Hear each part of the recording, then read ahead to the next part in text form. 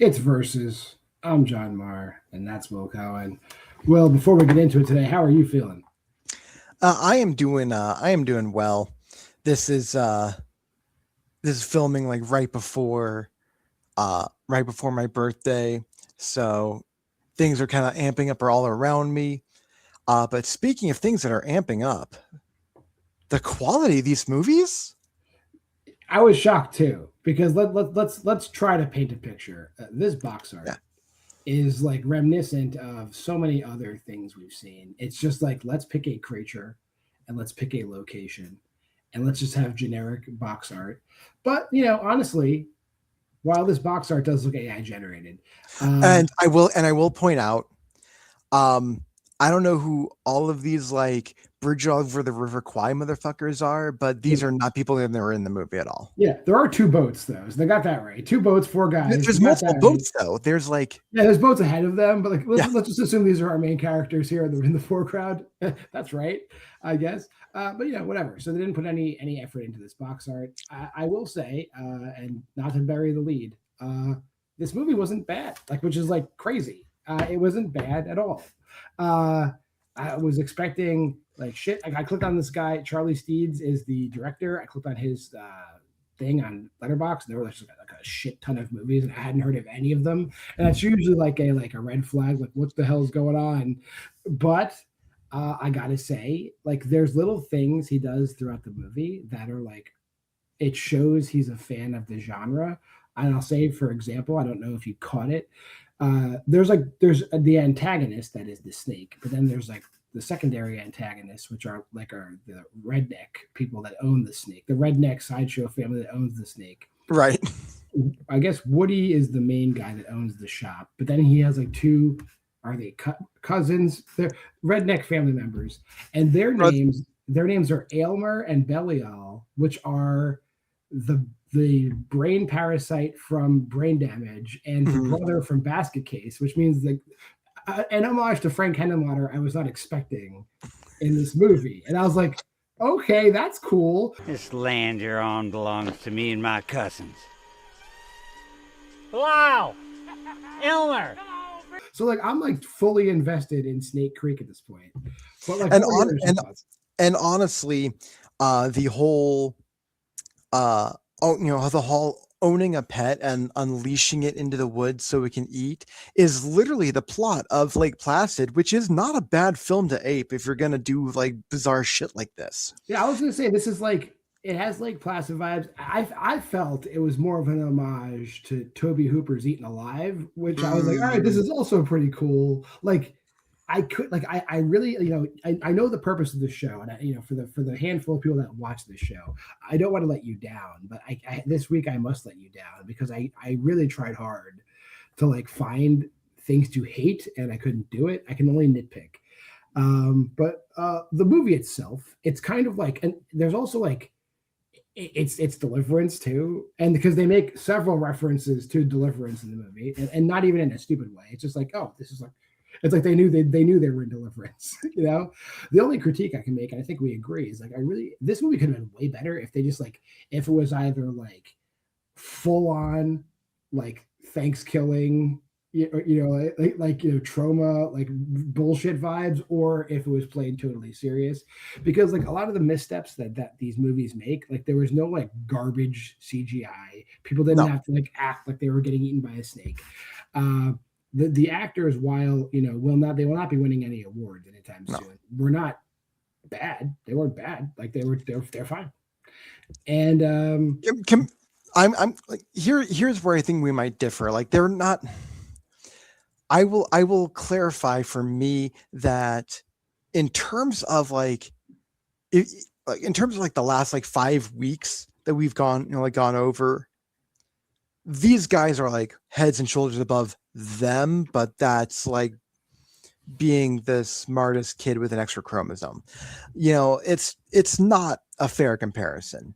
But to your point, um, there's no performance that made me hate them, but there's no performance that made me love it either. all right, fair enough. Uh, let's just go over the plot, because like usually in these by this time in our episodes we're already deep into like all the bullshit and like making fun of it, but like sorry, you're not going to get much of that this time. No. So we got four friends: Bill, James, Kevin, and Patrick. Guys, can you stop shaking the car? Can't read. It's because you ain't drinking, Billy boy. Come on. You got to keep up with us this weekend, bud. Normal names. And they're just like it's your typical like horror movie setup. There's just no ladies in it aside from the lady that's killed like in the cold open sort of thing. And that might be my one like plot nitpick that I'll get to. And they're just driving. They're not going to any touristy place, because the one dude, who was that? James, the one dude with the gun and the knife. Like he's not a pussy. No. He's a real outdoorsman, and he's taking his friends to like a real place. However, it is like so far off the beaten track that like they are absolutely nowhere near civilization. No. And they get where they're going. They find like the one supply store there, which is run by Woody, I think.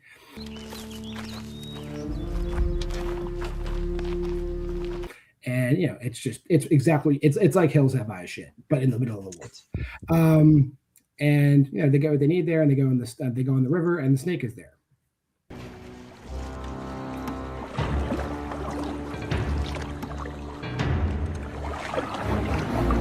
James. And hijinks ensue.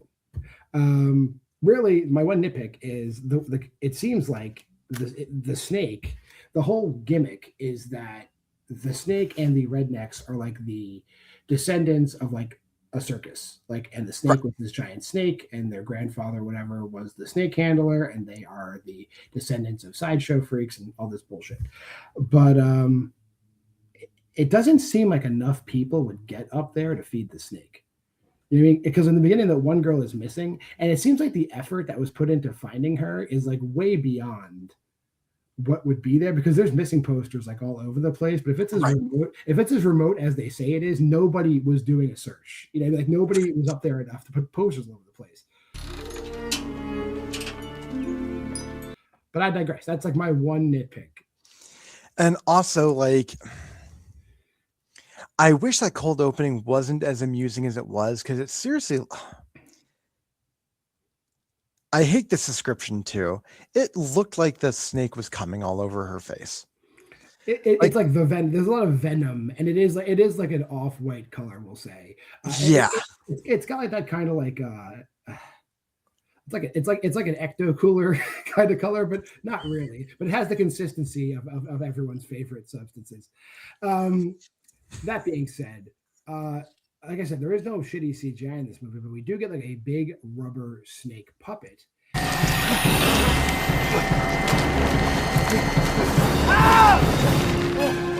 And while there are some scenes that are kind of played for gags, like the puppeteering and the general movement of the snake body is relatively well done, I think. I don't know how many takes it took them to do it, but like whatever they edited into this movie looks pretty good. Like, I'm not going to say that the snake attacks are awesome, but they are entertaining. The guy does get bit in the penis.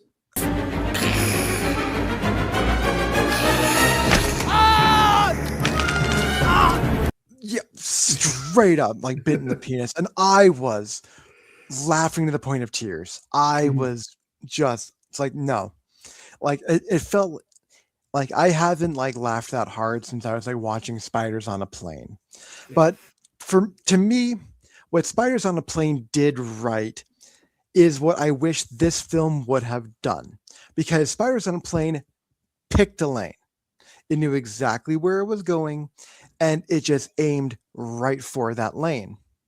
Where this still kind of teetered between the two lines of being serious and being funny. So had it leaned one direction or another, like had it leaned the serious route, I think it would have been good. But as you alluded to, had it gone the other direction, this would have been an absolute legendary movie that we would have had to just scrap the episode of. Yeah, and we still would have done it. I mean, like, I think That's part of our thing is like we'd love to watch good movies. Like, we'd love for these movies to be good. We just are going through a catalog that is bad. Yeah. And if we have our for Will, we have our Spiders on a Plane. We have our Dinosaur Hotel 3s. They pop up every once in a while. And this movie is like a Dinosaur Hotel 3 for me.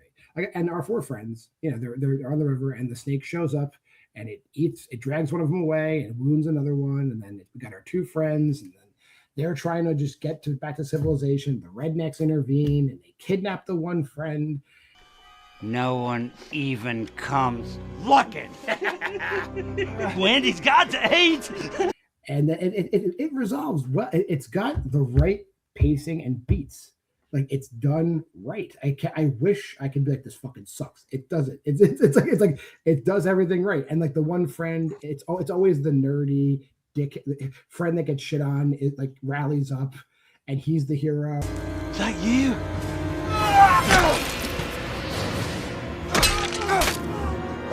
It's all just done right. I don't know what to say. So I think my only nitpick of this is like, not pussy dude. For being as like survivalist as he is, this dude is seriously the worst fucking shot I've ever seen. Don't shoot! You damn it! Don't shoot! It's like His gun management is poor. His gun management is so poor. It's like I feel like he learned gun management at a Kid Rock concert. It's just fucking bad. Like, the snake is like right in front of him, but it's a long ass snake. It's attacking all of them at the same time. So he could just pick up the snake and shoot it. Like, he could literally do this. Doesn't. He's like shooting at the other end of the snake. He hits his friend. Like, it's like, he's shooting multiple times. He's just like laying waste to it. And like, it's just like a revolver. And like, I don't know where he's keeping his bullet. He definitely reloads the gun, but like, he definitely did not bring enough bullets for whatever they were trying to accomplish. Right. Because then later on, it's funny because then later on they're like in the shack fighting the rednecks, and there's also just like shooting willy-nilly at each other there too, which is crazy.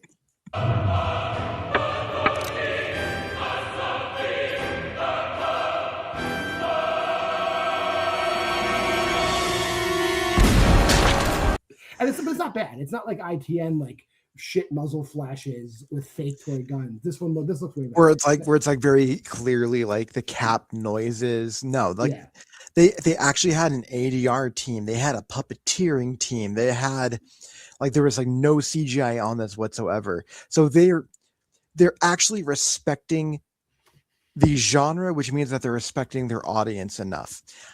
It's just the only main nitpick that I kind of feel like maybe both of us have is just that it just teetered between two worlds, and they should just picked one. But I gotta say, this movie, if you go to Charlie Steed's page on Letterboxd rather, it's like, this movie is 4 rows deep, which means that there's 3 rows plus above this movie that are more well known than Snake Creek. So like, I'm in. You have my attention, Charlie Steeds. I will probably watch more of your movies, because if this is buried this deep on your Letterboxd, the ones above it might be better. I don't know, but you have my attention. I mean, maybe they're getting attention for all the wrong reasons. We don't know, but the fact that we kind of stumbled upon this one, and it's really interesting, the juxtaposition of this episode here, John, because we had last week the episode where the guy claimed to be a fan of horror, and he turned in one of the biggest pieces of shit that we've seen. Whereas here, this guy makes no such preamble, but it's the love of the craft is there. Oh, you're talking about 2 weeks ago, the kiss of a vampire. 2 weeks ago, you're talking about the guy literally put like a preamble and like an afterword in his movie, like, I was inspired, blah blah blah. Yeah, that wasn't last week's episode. I can't. But last week we did the Jack the Ripper house. That shows how memorable that fucking movie was. Wow. Fuck. Anything else we're leaving out of this movie? I'm not gonna say like I wholeheartedly recommend you push this movie to the top of your list, but like, if you were to stumble across it by accident, like, you're not gonna waste your time with Snake Creek. That's what I'll say. Honestly, I will I'll go over like what I'm gonna say here in just a minute. I think we've literally covered everything that we could possibly nitpick or say about this film. Let's just get to those ratings, man. All right.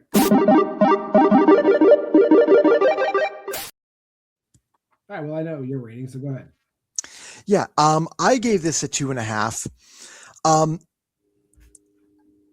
And maybe I'm being too harsh on that rating, because this is truly entertaining, and to the point that I would actually give this a soft recommend, just so you can see what